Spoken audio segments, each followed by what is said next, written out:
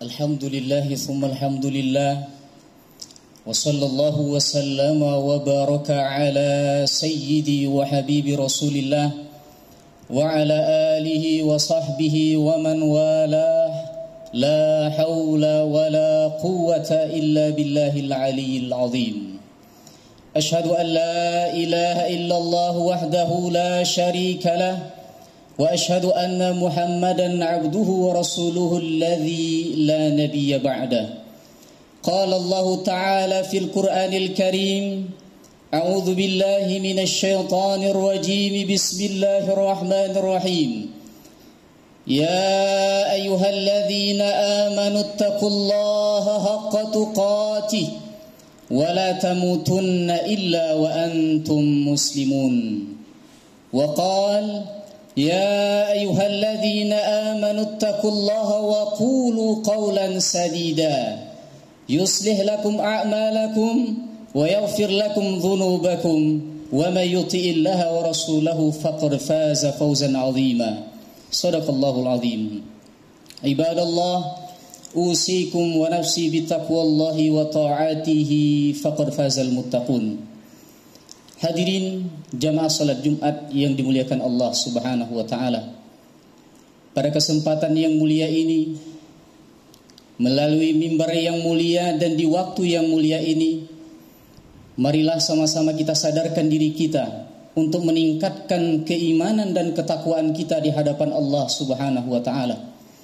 Karena Allah Subhanahu wa taala yang telah menciptakan kita, memberikan segala apa yang kita butuhkan, memerintahkan kita untuk bertakwa kepadanya. Dan salah satu cara yang paling mampan untuk bisa menjadikan kita bertakwa sekarang ini adalah ketika Allah wajibkan kita untuk mendengarkan khutbah, kita dengarkan dengan baik.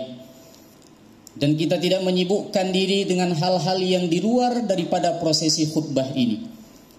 Karena Rasulullah Sallallahu Alaihi Wasallam 1400 tahun yang lalu pernah mengatakan, yang mana hadis ini diriwayatkan oleh Imam Muslim, hadisnya hadis sahih, ketika Rasulullah katakan, "Waman massal hasa faqad lagha." Dan barang siapa yang menyentuh kerikil, memegang kerikil dan dia fokus terhadap kerikil tersebut, maka telah sia-sialah khutbahnya, maka telah sia-sialah Jumatnya. Kalau dalam konteks kita sekarang ini, barang siapa yang memegang HP-nya, fokus terhadap HP-nya, menjawab pesan WhatsApp-nya, membuka media sosialnya, maka telah sia-sialah pahala Jumatnya. Hadirin jamaah salat Jumat yang dimuliakan Allah Subhanahu wa taala. Beberapa hari yang lalu, khatib melihat di salah satu media sosial ada salah seorang dokter. Beliau ini merupakan spesialis bedah saraf, yang mana juga dikatakan sebagai seorang ahli neuroscience.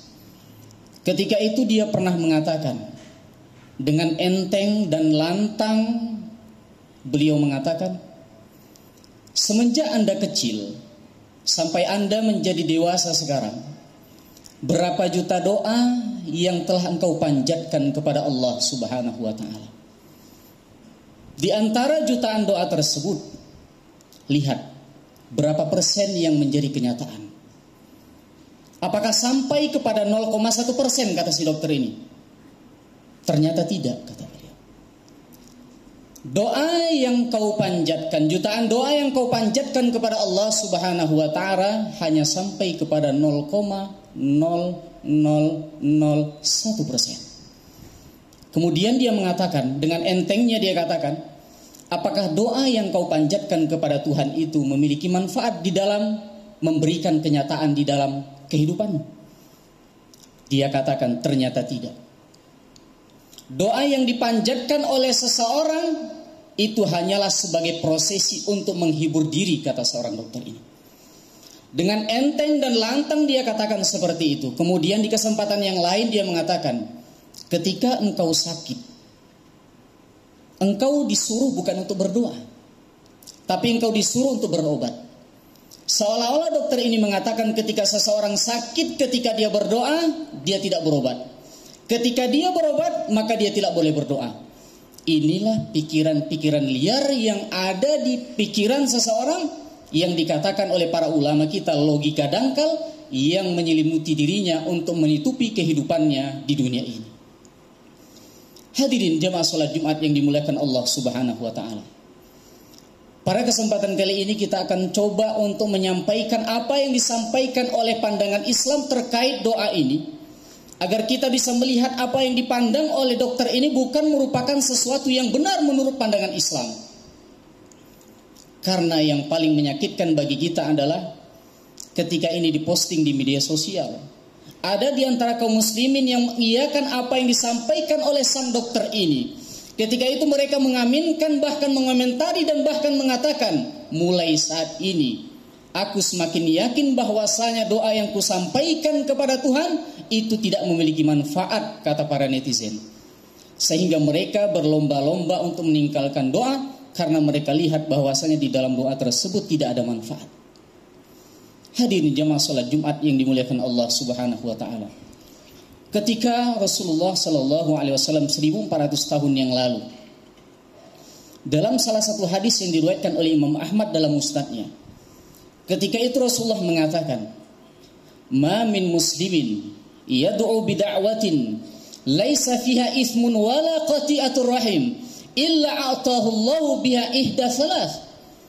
Tidak ada seorang muslim pun yang berdoa kepada Allah Subhanahu wa taala selama di dalam doa tersebut tidak terdapat sesuatu yang haram, atau di dalam doa tersebut tidak memutuskan tali silaturahmi, kecuali Allah Subhanahu wa taala memberikan salah satu dari 3 hal.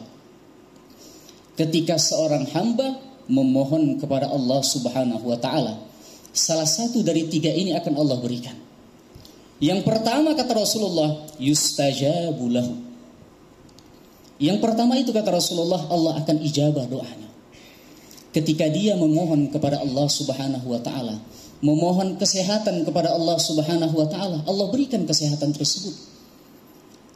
Ketika dia berdoa kepada Allah Subhanahu wa taala, kemudian Allah Subhanahu wa taala tidak mengijabah doanya sesuai dengan apa yang dia minta kepada Allah Subhanahu wa taala, akan masuk kepada kemungkinan kedua, kata Rasulullah sallallahu alaihi wasallam. Apa itu? Yusraf anhu su mithlaha. Ketika dia berdoa kepada Allah Subhanahu wa taala, dia memohon kesehatan misalkan, Allah tidak memberikan kesehatan kepadanya, akan tetapi karena dia memohon doa kepada Allah, Allah hindarkan dia dari mara bahaya sesuai atau sebesar doa yang dia mintakan kepada Allah Subhanahu wa taala. Kalau memang dia memohon kepada Allah, Allah tidak ijabah sesuai yang dia minta kepada Allah, Allah tidak hindarkan mara bahaya sesuai doa yang dia minta kepada Allah, maka akan masuk kepada kemungkinan ketiga, kata Rasulullah sallallahu alaihi wasallam. Apa Rasulullah katakan? Yudakhkhar lahu yaumal qiyamah. Ketika dia memohon kepada Allah, Allah tidak ijabah di dunia. Ketika dia memohon kepada Allah, dengan doa tersebut Allah tidak hindarkan dia dari mara bahaya. Akan tetapi karena doanya tersebut Allah tabung pahalanya di akhirat. Ketika dia berhadapan di mahkamah Allah Subhanahu wa taala, dia begitu kaget melihat begitu banyak pahala di hadapannya. Ketika dia bertanya, dijawab oleh malaikat, ini adalah pahala doa yang kau minta kepada Allah Subhanahu wa taala ketika engkau di dunia, tapi Allah tidak ijabah di dunia, akan tetapi Allah tabung di akhirat. Ketika melihat begitu banyak pahala tersebut, para manusia akan mengatakan dan berharap agar doa yang mereka minta kepada Allah di dunia tidak usah dikabulkan oleh Allah Subhanahu wa taala. Hadirin jamaah salat Jumat yang dimuliakan Allah Subhanahu wa taala. Dari hadis ini kita bisa melihat, ketika seseorang meminta kepada Allah Subhanahu wa taala tidak pernah akan Allah sia-siakan. Akan tetapi ketika kita memohon kepada Allah Subhanahu wa taala, ada etika dan adab yang harus kita penuhi agar doa yang kita sampaikan dan kita mintakan kepada Allah Subhanahu wa taala itu tidak menjadi sia-sia. Imam Al-Qurtubi dalam tafsirnya ketika menjelaskan surah Al-Baqarah ayat 186 dan beliau menukilkan hadis ini, beliau mengatakan, fa innal ijabata takunu bima'na thalathatil asya'il mutaqaddimati. Sesungguhnya ijabah yang Allah berikan kepada seseorang adalah termasuk kepada salah satu dari 3 hal yang disebutkan oleh Rasulullah Shallallahu Alaihi Wasallam. Lakin, kata beliau, akan tetapi ketika seorang hamba mengatakan qad da'autu rabbi falam yustajab li, aku telah memohon kepada Allah Subhanahu wa taala, begitu panjang aku memohon kepada Allah, Allah tidak mengijabah doaku. Ketika seorang hamba mengatakan seperti ini, kata Imam Qurtubi, maka kesempatannya untuk mendapatkan salah satu daripada 3 kemungkinan yang disampaikan oleh Rasulullah sallallahu alaihi wasallam telah hilang di hadapannya. Maka dari sini disampaikan oleh Imam Al-Qurtubi, ketika kita memohon kepada Allah Subhanahu wa taala, ketika kita menyampaikan keinginan kita kepada Allah Subhanahu wa taala, itu merupakan ibadah yang masa jawabnya adalah terserah Allah Subhanahu wa taala. Karena Allah yang paling tahu bagaimana dan kapan memberikan permintaan, dan permintaan yang Allah berikan kepada kita itu terbaik untuk kehidupan dunia maupun kehidupan akhirat kita nantinya. Hadirin jamaah salat Jumat yang dimuliakan Allah Subhanahu wa taala. Dalam salah satu kitab, Imam Ibnul Qayyim Al-Jauziyah dalam kitabnya Thariqul Hijratain wa Babus Sa'adatain, beliau pernah mengatakan, "Lau 'alimal 'abdu kaifa yudabbirullahu lahu umurah, la 'alima yaqinan anna Allah ta'ala arhamu bihi min abihi wa ummihi." Kalau seandainya seorang hamba itu mengetahui bagaimana Allah Subhanahu wa taala mengaturkan semua urusannya, niscaya dia akan tahu, niscaya dia akan yakin bahwasanya Allah Subhanahu wa taala jauh mencintai dirinya ketimbang kecintaan orang tuanya, kecintaan ibunya, kecintaan ayahnya kepadanya. Waladzabal qalbu mahabbatan lillah, niscaya hatinya akan meleleh ketika mengetahui betapa Allah Subhanahu wa taala mengatur semua urusannya, yang mana hal tersebut terbaik untuknya. Hadirin jamaah salat Jumat yang dimuliakan Allah Subhanahu wa taala, ketika seseorang menggugat doanya, mengatakan bahwasanya doa yang dia panjatkan di hadapan Allah Subhanahu wa taala tidak memiliki efek sama sekali, para ulama kita sering mengatakan orang-orang seperti ini adalah ibarat orang-orang yang dikatakan sebagaimana orang-orang sakit, atau mereka dikatakan seperti anak kecil yang meminta hajat dan kebutuhannya kepada ibunya, akan tetapi ibunya tidak memberinya karena melihat keadaan anak ini dalam keadaan sakit. Bukan berarti ibunya itu tidak cinta kepadanya, bukan berarti ibunya itu tidak menyayanginya, akan tetapi karena cinta dan sayang tersebut dia tidak memberikan hal tersebut, karena melihat keadaannya kalau diberikan seperti apa yang dia inginkan akan mencelakakan dirinya, baik itu ketika sekarang ataupun di masa yang akan datang. Barakallahu li wa lakum fil Qur'anil azim, wa nafa'ani wa iyyakum bima fihi minal ayati wa dzikril hakim. Wa taqabbalallahu minni wa minkum tilawatahu innahu huwal ghafurur rahim.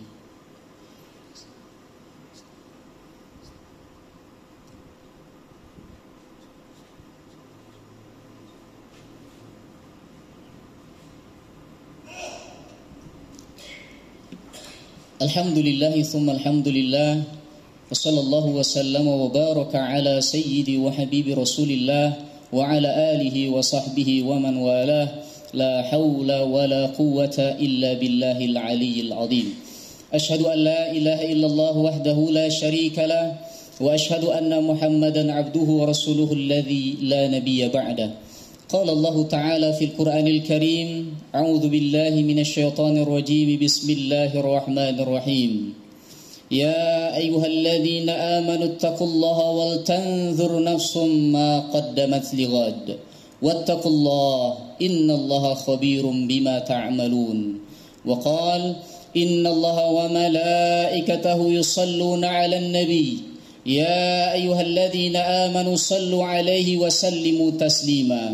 اللهم صل على سيدنا محمد وعلى آل سيدنا محمد كما صليت على سيدنا إبراهيم وعلى آل سيدنا إبراهيم، وبارك على سيدنا محمد وعلى آل سيدنا محمد كما باركت على سيدنا إبراهيم وعلى آل سيدنا إبراهيم في العالمين إنك حميد مجيد.